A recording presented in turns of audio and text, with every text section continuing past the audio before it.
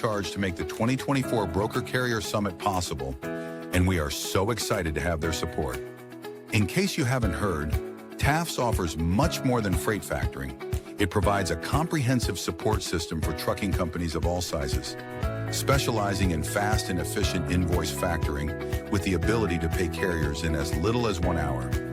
And TAFS services go well beyond factoring, offering a fuel card that unlocks major fuel discounts, flexible business loans that are designed to cater to the distinct needs of a carrier's operations, a dedicated, responsive client experience team, and much more.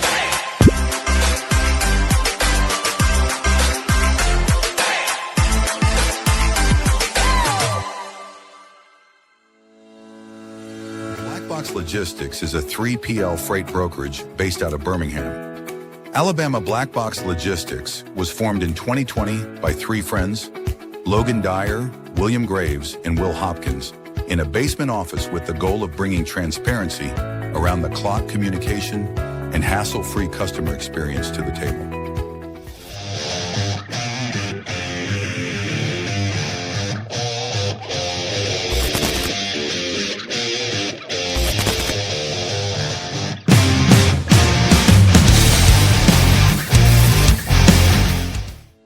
Multi-service fuel card, the industry's first fuel card, was created by an over-the-road truck driver in 1978 to offer a safe, simple, and cost-effective way to handle fuel and trucking expenses.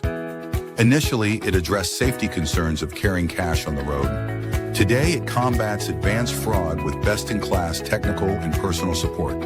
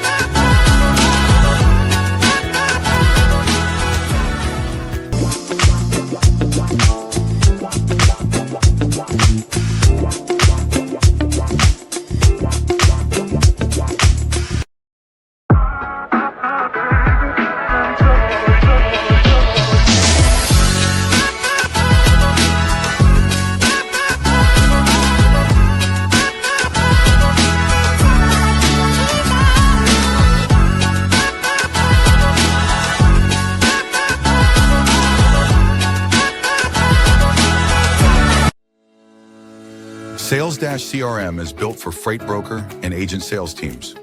Manage your shipper prospecting and follow-ups. Organize your carriers in the lanes they run.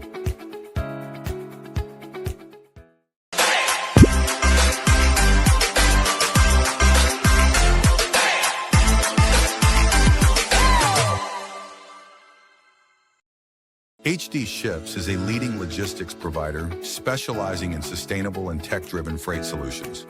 With hubs in Reno, Phoenix, and London, we deliver comprehensive services, including full truckload, expedited cross-border, and intermodal freight.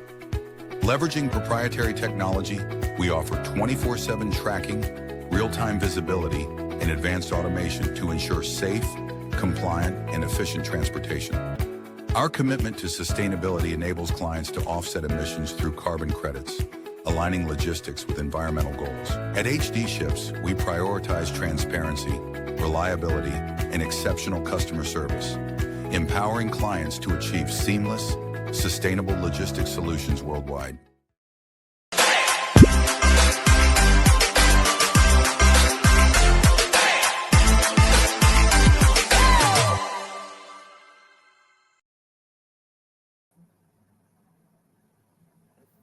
Happy Friday.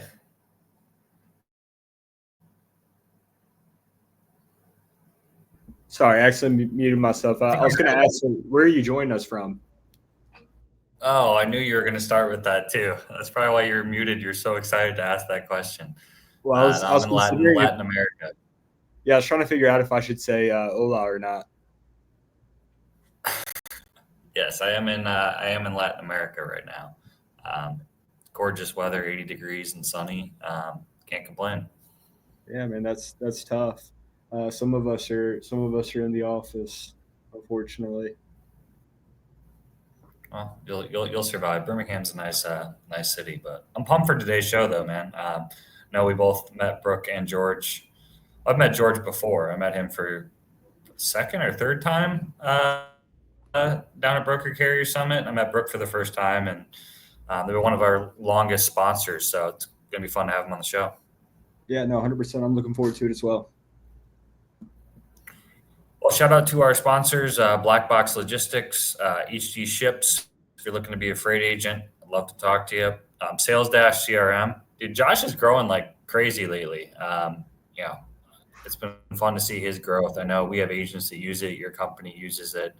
If you're looking for a freight specific CRM, Josh is the goat, in that area. Yeah, 100%. We love Sales Dash. We've onboarded quite a few people from other companies as of late, and they're coming from different CRMs. Once they get on Sales Dash, they're all saying, "Hey, this is the best CRM that we've been on." So yeah, very happy with Sales Dash, and I'm proud to have Sales Dash as a sponsor. And then Black Box Logistics, Matt always brushes over this. We're recently awarded the People's Choice 3PL, so I feel like we should throw that out there before we just skip past it. And then we've got our banner sponsor, TAFS, which we'll be having two TAFS people join us today. So we'll get into some of that during the show. Yeah, should we hop into it? Yeah, let's go ahead. We'll bring them in one by one. We've got a couple of people joining us. First, we'll bring out George, give him tell us a little bit about himself and what he does with TAFS. Hey, George, thanks for joining us. Hey guys, thanks. Appreciate it Happy very Friday. much. Yeah, the intro there with the evolution of Matt's facial hair is absolutely hilarious. Yeah, he's probably in several yeah. different countries throughout it as well. Do that real. That's like We need to. You can tell I update. shaved off my beard since I saw you the other week. yeah. You're looking a little more clean. Awesome. Yeah, Well, well, George, when I go to Latin America, it's about the only time that I decide to get a haircut and shave my face. It's about the only time. That makes sense. yeah, well, But George, tell for the those that don't know who you are or what you do, give us a little bit of background on yourself, your position with TAFS, all that good stuff. Yeah. So George McWilliams, Director of Partnerships over here with TAFS. I've been with TAFS since 2014. Took a little break in the middle to do some other things. But back now for a couple, 2 or 3 years. It's been absolutely love it. Love what we do. I love the industry. I've been involved in the industry.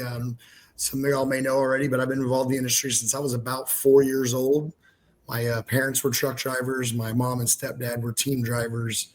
My cousin was a truck driver. My uncle's going in 35 years now as a truck driver. So I've been around it my whole life, and once I fell into this, I knew there was no going back. So I was reading something on LinkedIn earlier. It's like once you get in the truck and you really don't get out of it. And true story. Very cool. So when your parents were team drivers, did they ever take you for any hauls? Did you ever ride with them? Yeah, we summer times we would go for usually 2 or 3 weeks. My stepdad would take, so I have my sister. So my sister would stay back with my mom, and my stepdad would take me on the road for a couple, 2 or 3 weeks at a time, and just eating peanut butter and jelly sandwich from the cab of the truck and just rolling down the road, man. It was awesome. Oh yeah, awesome. We'll That was go ahead before and the bring- ELD times too. Oh yeah. Yeah, so that was my stepdad sitting at the truck stop with the phone sitting there calling brokers, filling out logbooks from like a week and a half ago. Yeah. it's I always think crazy. it'd be fun to work in the industry during that time period. I mean, it's so much different than today, and with all the 80s was a wild, technology. wild and west, man. Yeah, it was nuts. So I remember the first time I got into when I first got into factoring, I remember having a conversation with my mother and telling her about what we did. And she was like, wow, I really could have used that back in the 80s. She's like, they didn't even know anything about factoring, this kind of work that we do. Just the benefit that my family would have provided for them is just kind of a cool story to hear whenever your mom's like, this is completely a benefit to all carriers. I'm like, well, I think I made the right choice in a career move. Yeah, very cool. 100%. I'm sure we'll get into that more, but We'll go ahead and bring Brooke. maybe I'm delayed out here in Latin America, but I think you are delayed because this has been the most that we started talking at the same time out of any shows in history since this one so far, like the first 10 minutes. we're going to go ahead and bring Brooke on stage. Brooke, thanks for joining us. Hello. Thanks for having me. Yeah, well, for those Happy of Friday. our audience that doesn't know you, if you would, give us a little bit of background on yourself, your position at TAFS, all that good stuff. Sure. Well, first, George, when you came on and you were talking about Matt's hair, I thought you meant Matt and Ness. And I was like, I have a sticker on my phone of Matt's hair like this. So I can send it to you guys after. But he has his own sticker on my phone. I don't know if he knows that, but Do that. yeah, he's kind of wild. After I had like my last or my most recent baby, it was a girl. And, most people are like, oh, congratulations. He texted me asking why I didn't name her Brooke Jr. and why women don't do more juniors. So that's that. That's a good question, though. On brand. That's a good question. I've never thought about that. Why do women not do that? I don't know, but I didn't want my daughter's name or her initials to be BJ. Yeah. I didn't say it, but I didn't even think of naming her Junior. But when he thought of that, I'm like, well, Matt, you should know your last name is a bit wonky. Yeah. Anyway, but I've been at TAFS now 10 years. I'm the chief operating officer here. And I originally started, they were going to launch Salesforce. Previously, I'm a middle school teacher. So my undergrad is teaching K through 12. And they actually wanted a teaching background to come in and teach adults how to use Salesforce, which teaching adults is harder than middle school kids. I will tell you that. Adults don't usually like change. So I kind of got my foot in the door, and like George said, I'm roped in, not getting out. Yep. So that's an interesting progression, right? So teaching background to COO of this very large factoring company. But what I do want you to get you to repeat is that you said that teaching adults is significantly harder than teaching children. Yeah, there's just there's more excitement with children, right? So like the eagerness and the wanting of the change and just their viewpoint on the world isn't totally tainted yet, right? Adults, not all adults by any means, but it is more difficult for some adults to adopt change. And it was really hard for me. I mean, I was at the time 25, never been in factoring, and they hire me, and now I'm teaching people how to work a new product that have been with TAFS for 8 years. They look at me like I have 10 heads. Like, who are you? What do you know? And I didn't know anything, so I don't blame them. Now looking back, I'm like, well, yeah, what was I doing? So. You see a lot of that, though. Brooke stole my favorite job at TAFS, which was new hire onboarding. Damn, Brooke. Somehow I got roped into being, I'm like, I actually really enjoy this. And then Brooke comes along, they're like, oh, we're gonna have Brooke do that now. And I'm like, well, that was my favorite part. Yeah, I onboarded clients too and new hires to the company, which that's more HR, so I don't know why they gave it to me. But we did a lot of things that were kind of probably not by the book, but it worked. And yeah. You see a lot of teachers too. I noticed in logistics. There's one she commented on my LinkedIn post the other day. She works for a freight tech company, and I've seen a couple other people talk about that as well. So there's got to be a lot of correlation, I think, between teaching that makes. I think you have to be really patient, obviously, as a teacher, and there's a lot of patience needed, dealing in our crazy, wild industry. So it's interesting that you came from that background. Yeah. And I mean, I knew I wouldn't always stay in teaching, even if I didn't go down the path of TAFS, but I figured I would go into like admin or some type of like leadership role is what I really wanted to do. And honestly, like my job here is so easy because I work with really good people. Like I think about like what I would be doing if I wasn't in transportation, and I probably would enjoy just about anything as long as I work with good people. Because I mean, it makes all the difference. Yeah, that's a good point. I would say that most adults, right, are basically just big kids. And teaching them, training them can be quite difficult. So I'm sure that some of those strategies or whatever you learn in teaching come in handy, and you probably use a lot of that, which is nice. A lot of stuff that I learned in school isn't very relevant at all Totally. to anything I do. But I can say some random phrases in German, so that's pretty cool. But other than that, my schooling wasn't very useful in my career. Yeah. Yeah. And like, I'm just a big believer that school isn't for everybody, right? Like, I love school, love it. Like, I love reading, researching, writing, all of that. But some of the most successful people I know barely graduated, high school. And so it has nothing to do with your ability in school. It's really your work ethic, and just finding that niche and what you're passionate about and what you like doing. It's just because you're good at something doesn't always mean you like doing it. So 100%. Maybe just to kind of start off, because there might be some of our viewers, I think there's a lot of misconceptions about factoring out there. There's some people who, don't like factoring. There's other people who see the importance of it, like obviously, us on the show, but maybe kind of just start with, I don't know if George or Brooke, who wants to hit, what are some of, the common misconceptions you guys see of factoring? Like what's a better, overview of just factoring as a whole? So 20 years ago, factoring was absolutely the F word. And then it slowly, I would say the past 5 years, has been more mainstream of a real value add service. And I think the problem and the misconceptions that people had is that if I need factoring, therefore I'm broke. And that's not the case, right? It's a tool that you can use in your industry and your business to be able to have cash flow readily available to be able to do the things you need to do, whether it be grow or just keep trucks on the road in general.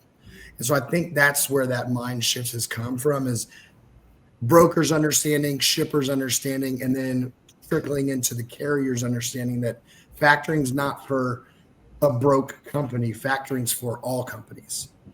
And that's really what I've seen over the course of the past 10 years, is that shift of I can get factoring and no one's going to look at me like I don't have any money or like I'm a dead carrier. Like I'm alive, I'm thriving. I use factoring as a service and a tool for my cash flow needs. And then obviously with the other benefits that you get from it. But that overall has been my biggest thing. Brooke may have seen something a little bit different. But that's been my perception of how things have changed. yeah, probably more of like the negative viewpoint that I get is more of, I've heard clients say like, oh, you guys are ripping me off, or you're trying to hold my money, or you guys don't want to help me. And we also understand the role that we play, right? When we're holding somebody's funds or essentially in charge of their paycheck, I mean, we put the clients and the carriers in a really vulnerable position. I mean, how frustrating would it be if you think you're going to get paid today and then all of a sudden you don't, because you find out your factoring company was short paid by a broker? I mean, we understand the gravity of the situation, but I think us putting our faces out there and giving that more human touch also, it does us no good to upset our client, right? If we didn't lose clients, we would be the number one factoring company, right? So it costs us more to lose a client and have to go and make up for a new one. So we try really hard to make sure that we're taking care of our clients. And I think I've also learned in this industry, like working on the factoring side, sometimes I'm like, oh, we got short paid by the broker or the shipper, so how come they always win in these situations? And then the carrier at times feels like, okay, I just got, ripped off by the broker or the factoring company. And then I, talk to the brokers and they're frustrated because they want something back from the factoring company that they sent that they shouldn't have. Like I've kind of learned, or double brokering, right? The brokers can get ripped off in that situation. So what I've kind of learned is that everybody in the industry is taking hits somewhere. So it's not just one person winning in all areas. And for a long time, I had the mentality that we're always losing money.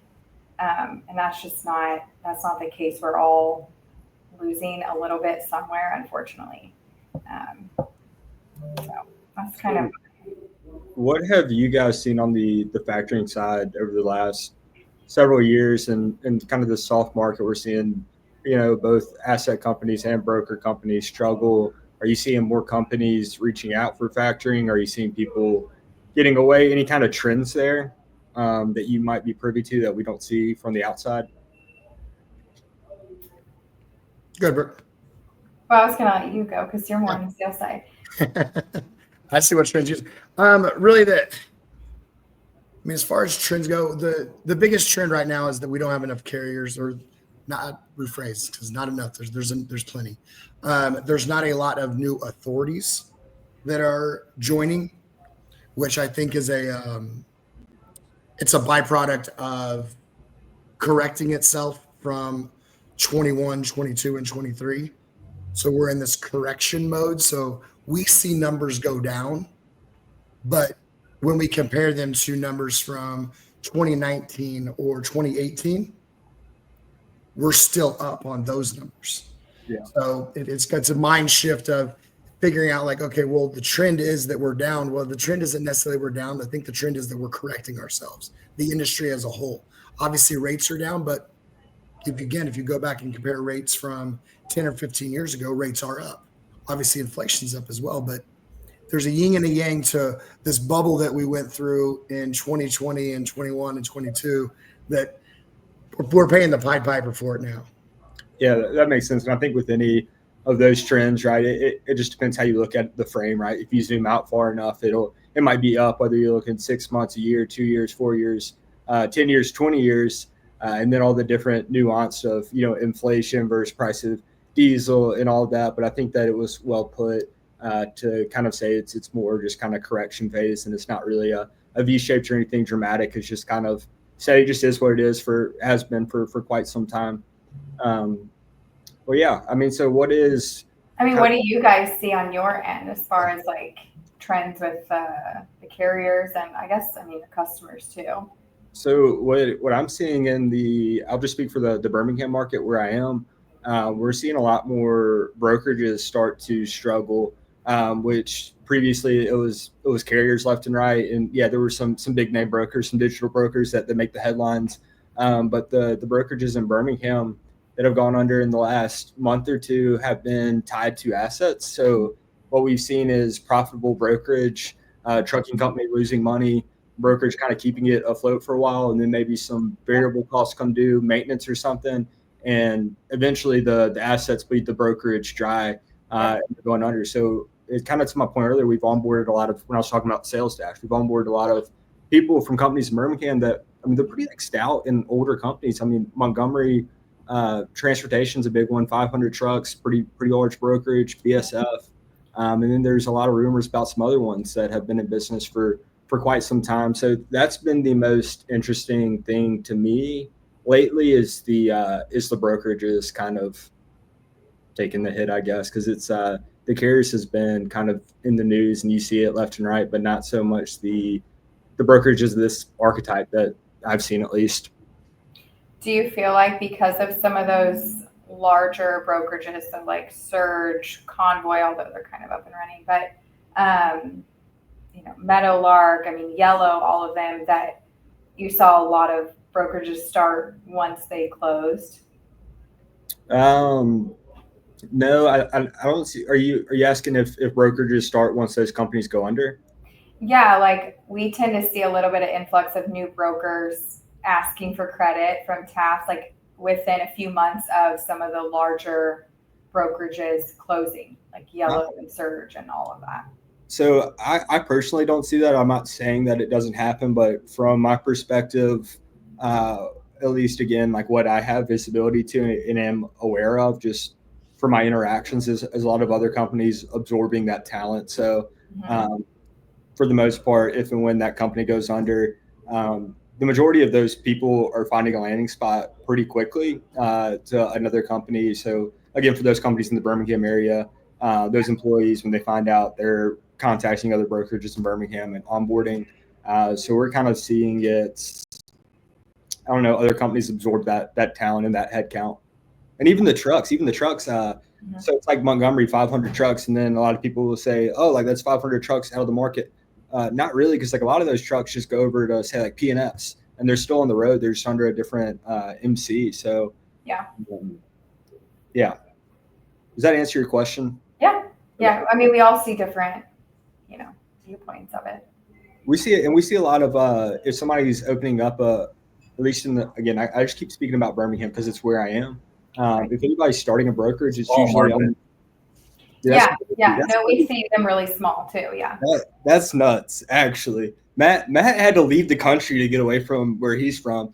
But what I was going to say, if y'all get me off track, just throwing strays at me about Birmingham, which isn't a small market. It's the Pittsburgh of the South, the Magic City. Everybody should come visit. But what we see a lot of Birmingham is if somebody's going to open up a brokerage, it's not new authority brokerage. They're just going to go open up an agency and they'll scale the agency. So what you see on LinkedIn and these social media platforms a lot is this like solopreneur, work from anywhere, solo shop agent. In Birmingham, people will hire under them and have sub agents. So that's how Black Box got started, agency, and then we scaled it to, I don't know, like 50 people, and then we went out on our own authority. So you see a lot of that. So it's not new brokerage authority, but it's new shops under existing brokerages. Birmingham, let's talk about this for a second. It's not a small market. Well, maybe I see it a little differently because like I'm recruiting people from other programs, other brokerages all the time, and seeing a lot of companies struggling to pay, carriers right now. Some large companies as well, the mid-size. That's been a big reason. Sales reps have been wanting to move from brokerage to brokerage that I've been seeing. But I'm kind of curious, does that come up much, George, on the sales side? Do carriers get upset like, hey, they've been working with this broker for 5 years, and now all of a sudden this broker is rated a F with TAFs, and they can no longer factor with them, and it's like they get some great loads. Is that coming up more often? Because I'm seeing more companies struggling financially right now, at least on the recruiting side. I don't know much about Birmingham. It's probably like 1/100th, maybe 1/500th of the whole market, but just talking about it in general. So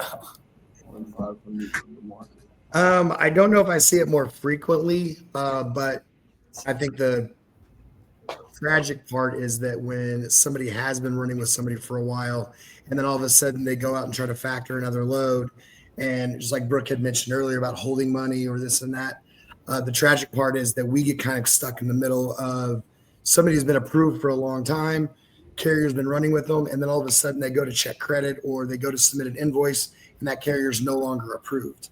And they're like, well, that can't be. I've been doing all this work with them for 2-3 years, whatever. That's probably the most heartbreaking part because they're expecting that debtor to pay. They've got a relationship with that particular company. They've got a relationship with us. And now here we are telling them, hey, this person, they don't pay their bills. And I hear a lot whenever that comment's made is, well, they pay my bills though. And it's like, well, overall in the industry, that's what we have to go off of for credit wise. We can't just say, well, this person's going to get good, so it's fine. So that's where the hard part comes in because you do feel for the carrier, but the business is what the business is, and when brokers stop paying, it causes a rift in the whole entire cash flow stream. I don't know if I see it more, Matt, but I will say when it's a large brokerage, it feels like everything's on fire because it affects so many carriers. Like I just had one recently, can't name who, but their pay terms, basically their pay terms, because we track that, were rising and rising. And they were like, our customer is taking longer to pay us, which we're fine with if the situation makes sense. But they kept rising and rising. And finally I said, okay, well, we need to see the financials if we want to keep your line of credit open with TAFS. And they sent over financials. They did not look good at all. But I signed an NDA, right? So I also don't think it's fair for me to call our clients and say, hey, don't haul for them, right? I wouldn't want you guys calling the carrier saying don't factor with TAFS. Right. And so it does put us in a really awkward position when I'm like, well, I don't know how the company's going to make it with the financials I just saw, but I can't really tell you that. So I have to leave you in the dark and I have to deny credit. So I have to be really strategic when I deny credit and how we're going to, especially for a larger brokerage, how we're going to let our clients know. Because it also causes them to panic too. So just like Will showed, it feels like everything's on fire, and that's like for a few days until it kind of settles. So I don't know if I see it more. It's just when it does come up, it's a big deal. We've got one in Birmingham who's having trouble paying their bills, and some of their employees over there were saying they have to look out for who they book at this point, because the carriers that they owe a lot of money to will purposely seek out their loads, pick it up, and then go just hold it hostage until they get paid for everything outstanding. So not only are they not factorable by, say like 50-60% of factoring companies, they also they have to be on the lookout for companies they owe money to, because they're just taking their loads till they get paid. And it's just a bad deal all around. I do want to ask you guys, what happens? I understand there's going to be some nuance maybe to the answer, but say brokerage goes under, they haven't paid carrier, so carrier technically owes them, and then the carrier then goes to bill the shipper for the outstanding loads that they hold. What should the shipper do in that situation? Should they pay the carrier, or should they not pay the carrier and wait for all the, like the bankruptcy proceedings or whatnot? Because technically they booked the load with the broker, not the carrier, but are they on the line for that carrier payment? That gets really messy. Yeah. I mean, in those situations, because we know it gets messy, we try to get a hold of the shipper first and try to figure out what can we do. It's difficult because technically to pay the factoring company, they have to have the notice of assignment, right? The NOA, and we don't send it to the shipper in the beginning. It's only sent to the broker, because that's who we're billing. And so a lot of times, technically, we own the receivables. Payment should come to the factoring company. But I think it's difficult because shippers don't always know they have a factoring company. And the carrier's just like, hey, I need to get my money. I need to get paid. And so they're trying any which way they can. So you're right. There's a lot of nuance to it, but it gets very messy when you're chasing money and payments, and then the shipper's probably being bombarded. Yeah. So, I ask because, again, we've onboarded some people from some situations, and they're getting calls from like carriers they've worked with for quite some time, and they're shippers, and they'll ask us, it's like, we probably shouldn't advise them to do anything, because it's like really and true that we just don't know. But it's quite messy to say the least. And it is sad. It's very unfortunate and not great. Yeah. I think that's where you need to look at the paperwork too that you sign.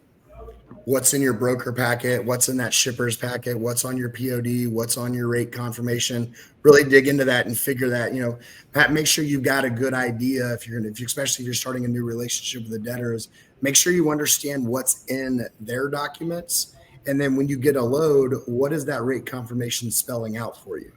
Because I know I'd read somewhere the other day that it's technically whoever hauls the load is the person that's required to be paid.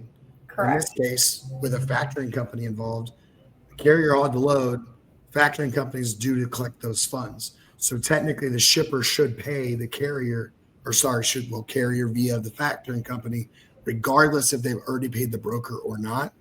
And then that's a battle between them. But I don't think that always happens that way, but that's the way that it's been explained to me.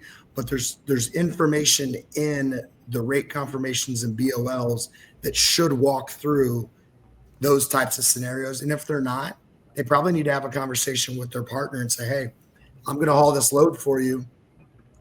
What's my surety that you're going to pay me? And have those conversations. I think being vocal about it and being transparent will help you out in the long run, because if you do get, you're on your 18th load with this debtor and they decide not to pay you, it's like, hold on a minute. When we started this relationship, I already had this conversation with you. And I think you'd maybe add some human element to that, to be like, you know what, you're right, you did.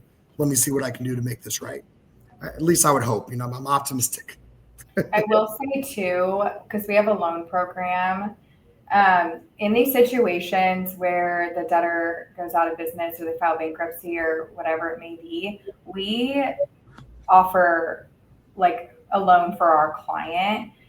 So with low terms, because I mean, it's not their fault, right? And we want to get our funds back too. And it would be,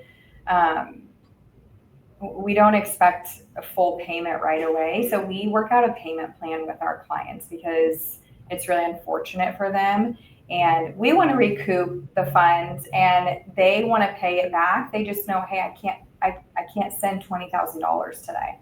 And we're well aware of that. So we work really hard on coming up with a payment plan that our clients are comfortable with, that is sustainable for them. Because if I say, well, you need to pay $1,000 a week until you get to the 20,000 and they can't afford $1,000 a week, that's not going to help anybody. So we do help out our clients quite a bit. Like Zoom just went bankrupt, right? We have quite a few payment plans going on that our carrier said, what do you feel comfortable paying? As long as it's not like, $10 a week. I mean, we want them to feel that it's sustainable to keep running their business. I had a customer go bankrupt, and they, just because you said $10 a week, they had like offered to like make these like homemade bracelets, and we're going to send us $20 a week.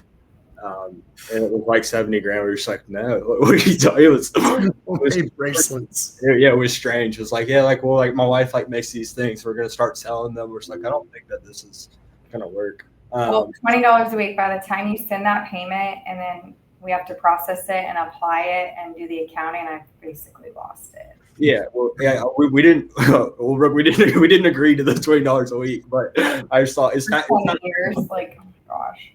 Yeah, it's very sad that you probably that agreed to afford it. crazy.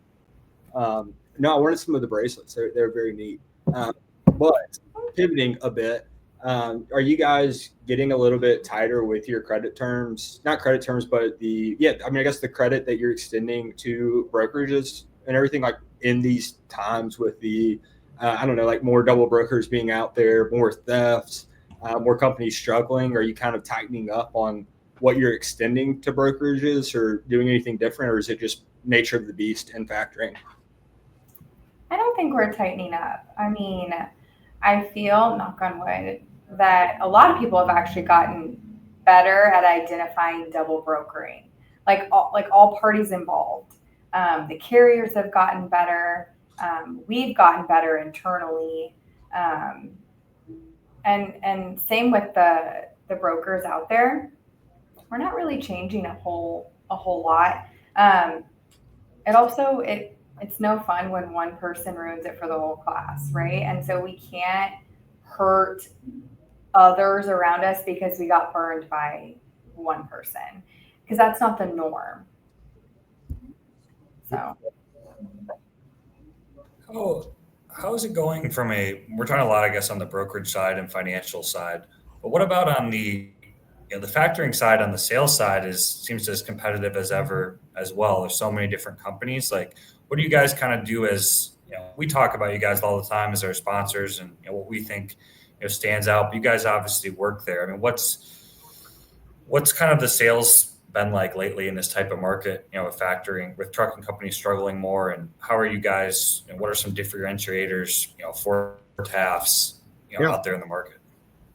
Well, I think one of the biggest things that we've done, and we're going to continue to do, is really put a name and a face to who TAFS is, and then who we're going to be in the future. That's one of the biggest things that we do. As far as attending the shows, where Matt, you and I met a couple years ago, it's doing those types of things that really allows us to be unique. Because we're all going to have rates, we're all going to have this, we're all going to have that. There's all these things that are going to be involved with factoring. If we can be the best at our services that we can be, but also be personable and transparent in what we do, building the relationships and the partnerships, I think is truly the most beneficial thing that we have done over the course of the past 10 years, versus maybe some competitors that are really strictly a numbers game. It's not about the relationship, it's more about the numbers. That's what I see whenever I'm out on the road and talking with other people in our industry in general, not just carriers, not just people that we work with on factoring, but folks like you and Will. I mean, it's these kind of relationships that help us be able to say, hey, you don't trust TAFS, you don't understand who TAFS is, you want to see, we're going to be on this podcast, we're going to be at this location, we're going to do this. Come shake my hand, say hi. If you're mad, come up to me and tell me why you're mad. Well, let's work through it. So we don't shy away from computers or this and that. We're out in public. We're here. If you need me to come to your house, I'll come to your house. Let's hash it out. Let's figure out what's going on. Let's help each other. That's very cool. I also think that you guys do an excellent job with your website. You get a lot of just educational content information. It seems like even if like somebody's not looking to buy, feels like y'all are the type of people that would sit down with them and explain it, like what factoring is, the ins and outs of it. I don't think that everybody would do that.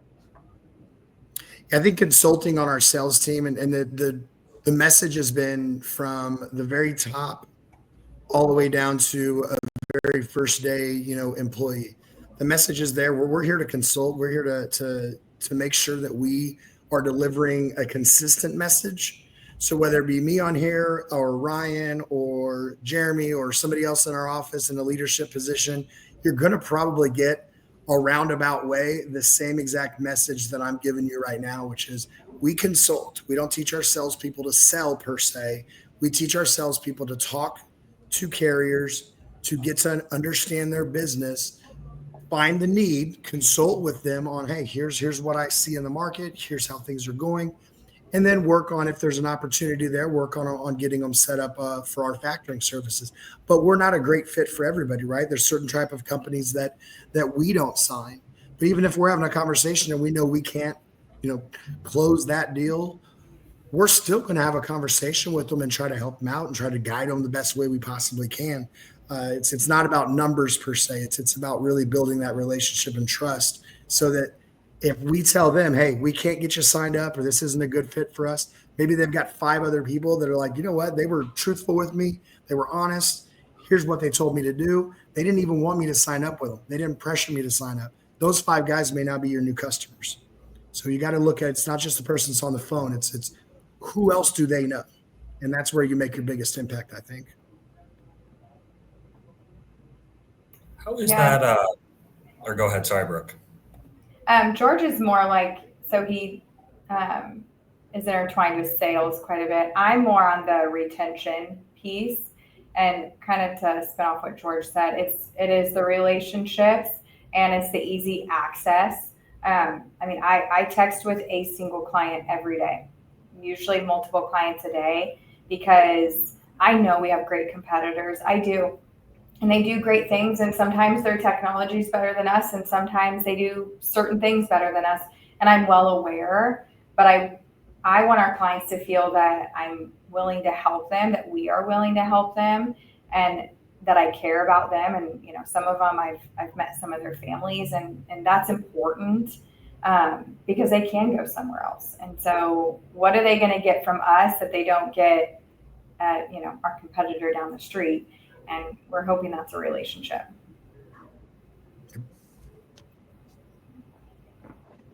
I know we talked about this a little bit at the Broker Carrier Summit regarding, kind of just how it is in sales in general. Like, is there a balance, too, as you see this in brokerage, on the split model as well, you see this in freight tech between sales reps and then the customer success team. Is it a good amount of balance? I guess a question for both of you guys between, selling and, pitching the client, on TAFS, but also making sure, hey, what we're saying, we're going to be able to be fulfilled so we can, keep the client, long-term. Is that something you see a lot in the factoring industry, maybe from competitors too? They make a bunch of false promises to a big carrier, and the big carrier, none of it comes true. And then they want to, leave to come to TAFS. I guess maybe a question for both of you guys, maybe if you want to hit on. Yeah, all those things are true that you said. If you're not transparent and you're not upfront about what you can do and what you can deliver, and you're only out to get a sale, eventually some point in that relationship, and probably the first 6 months, something's going to happen and you're going to get called out on it. So I used to tell people whenever I was just, when I was a sales account manager, when I first started, I used to tell the clients that I was signing up, I was like, look, the one thing I don't want to do is tell you something right now, and then in 3 months have you screaming at me just so I can close the deal. Like, that's not, I don't operate that way.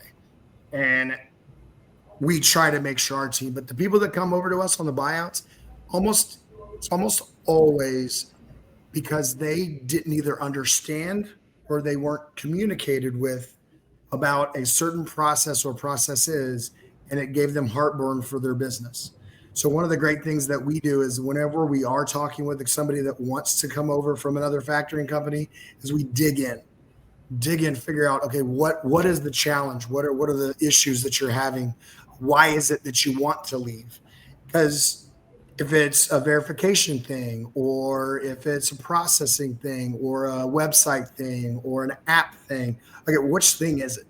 Because if ours is identical or our processes are similar, you're going to have a bad experience with me too.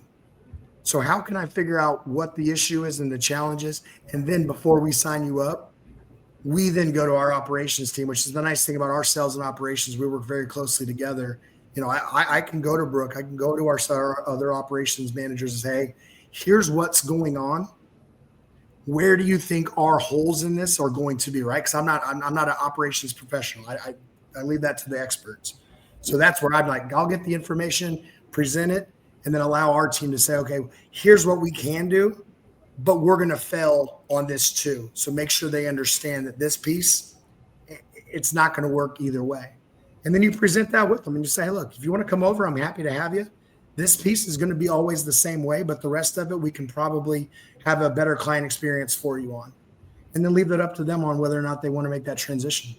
But I think that's the biggest part of it, is just being open and honest with people and really getting to understand their business is the strongest part of the relationship that we can have with our carriers or with our broker partners. That's cool. It sounds like more of a consultative approach rather than a hard sell gotcha type thing. Oh yeah. I've never sold a factoring contract a day in my life. I've provided a lot of benefits to a lot of people. I've never sold anything. I've just provided benefits and they've agreed to sign on. Yeah. It's well put. It sounds stupid or cliche, but I'm like, that's truly how I feel. I wouldn't have done this business and I wouldn't have stayed in as long as I had if I thought I was just selling just to sell. Yeah. That makes sense. No, I don't think it's cliche. I think it's a breath of fresh air, really look at it through that frame and perspective. Even to your point earlier, when you described the business to your mother, who then said, you know, this would have been great for us to have back in the day. So, no, I think that's very organic and just real. So, no, I appreciate your take on that. Matt, I know you've got a hard cutoff, guys. So, I guess if there's any final things that we want to get into real quick, I think we got to be done within 5 here. No final takes, nothing. I mean, you guys should come up to Kansas City for a Chiefs game. Right? We would if we ever got about. Actually, I came to a Chiefs game with Matt and JJ. I was up at the TAFS Yeah. last That was what, 2 years ago? 1 year ago? that was actually about exactly a year ago. It was Yeah, I was gonna say, I thought that was last year that I saw that you guys went to that. Yeah. No, I'd like to get back up there if I ever get an invite. Tell Matt when you guys see him to invite me back up there. Yeah. You guys got to come down to the Magic City, even though everybody just wants to shit on it. It's a great town, great city. I've been to Birmingham one time. Well, let me tell you a story. I've been to Birmingham once. I was 21 and I traveled for a mutual fund company. I did internal audits, like SEC audits. So I go through paperwork. It sounds cool, but no, you're literally just sitting there going through desks of paper and paper and paper. Sounds awful. The cool part about it is I was 21 and they gave me a corporate card and said, go travel the country. That was awesome. But I went to Birmingham and I distinctly remember this just because it was so hilarious that I go to this mutual fund office, which is a little small 2-person office, do my job. It's about lunchtime, nowhere to eat because it's outside of Birmingham. There's nowhere to eat. So I'm like, well, there's a Dairy Queen down the street. Well, the only rental car that the Enterprise had was a ginormous brand new Cadillac. So this would have been like this would have been like 2001, I think. 2001, 2002. So it's just this large mammoth Cadillac. And here I am, 21 years old with my dress clothes on, pulling up to this Dairy Queen that had a dirt driveway and getting out in this ginormous caddy and outside of Birmingham. We've come a long way since 2000. Oh, man. I mean, it's a completely different city. It's night and day. Have you been there your whole life? No, I'm actually from Jackson, Mississippi. Okay. Yeah. Yep. And Matt, where are you from? I'm from Minnesota. I'm actually kind of curious, you guys. Maybe you can answer this question. So, out of Tennessee, Minnesota, or we'll just say Chattanooga, Minneapolis, and Birmingham, what's the ranking of like where you guys have the most clients out of those 3 big cities? If you had to put them in 1 to 3. I don't think Minneapolis is up there. Chattanooga, maybe. Tennessee-ish. I don't see a lot of Alabama carriers. At least Chattanooga beats Birmingham. Maybe not Minnesota, but at least Chattanooga does. Yeah, we don't have a lot of Minnesota carriers. We don't have a lot of Minnesota partners either. We don't have Tennessee probably. There's just not a lot in Minnesota or to do in Minnesota. Mm-hmm. Why would you go to Minnesota? Target, General Mills, there's some big shippers headquartered there, Will. But Are you still living in it's Minneapolis? No, Matt's I'm living in Tennessee now, but I'm in Latin America at the present moment. So I think I spent 5.5 months last year in Latin America. So Do you have a ticket where I live back is kind of no? yeah. You have to have a ticket back here for where I'm in. When you enter the country, you have to have a ticket back. But I mean, when I come back, I could obviously extend that or come back earlier. But we've enjoyed having you guys on. We look forward to seeing you guys again in the future. And this hour kind of flew by. It really did. Yeah, appreciate the time, guys. Hey, if anybody wants to get in touch with you guys, talk factoring or anything else, where's the best place for them to find you? LinkedIn. Awesome. What's up? George McWilliams on LinkedIn. G McWilliams at TAFS. Good deal. All right. Well, thanks, guys. Yeah, appreciate you making time for us this afternoon. And yeah, we'll talk soon. Hey, appreciate you guys. Thanks, guys. All right, dog. That was fun. We missed the question there, but maybe we can send that to Brooke and George to answer. But there's a question that came in at the end. But yeah, shout out to our sponsors, Black Box Logistics, as Will says, the people's choice. That is debated if you ask other people in the industry. HG Ships, if you're looking to be an agent, reach out. TAFS, we just had them on. They're a banner sponsor. Great people, as you can see. And Sales Dash, the OG, Will's company uses it. We use it. We have agents who use it. Great freight-specific CRM. And yeah, we'll be back next week. So technically, just throwing this out there, everything is debatable. Just saying. All right, we'll be back at it next week. One of those guys who's debating if the sky is blue. I'm at